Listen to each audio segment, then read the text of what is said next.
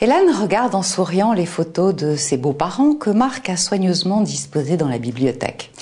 Elle s'attendrit devant le bureau de Marc sur lequel s'amoncelle un petit fatras.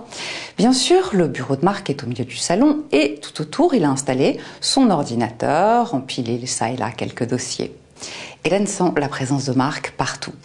Quand ils ont emménagé, il a apporté tous les objets, un ou deux meubles de famille qu'il a placés dans leur salon et dans leur chambre. Enfin, leur chambre, un lit entouré par des placards, tous remplis des vêtements parce que Marc aime ça et qu'il en a beaucoup. Hélène a dû lutter pour garder la seule armoire du couloir. Même dans sa commode, Marc a annexé 2 tiroirs.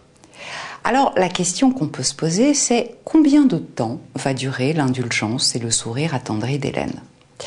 Il ne faut pas se tromper, petit à petit, Marc est en train de phagocyter l'appartement. Et sans le savoir, Hélène valide son comportement.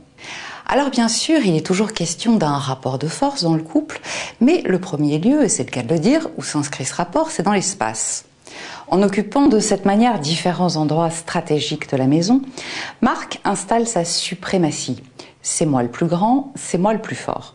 Il n'hésite pas à empiéter sur le domaine de sa compagne et même à faire pénétrer l'intime de lui-même un peu partout. Les photos de ses parents, ses objets par exemple, témoignent de son passé à lui seul. Il n'a pas laissé de place à celui d'Hélène. Il a annexé le salon en bureau, ce qui signifie clairement « ce que je fais moi est plus important que tout le reste ». Ce n'est pas qu'il faut s'attacher à répartir l'espace quand on vit à deux de manière totalement égalitaire. Mais dans un couple comme dans une maison, il est question de partage et d'équité. Tôt ou tard, Hélène vivra cet empiètement comme une intrusion, une agression. Et tôt ou tard, elle se sentira envahie, diminuée. Et là, c'est l'asphyxie.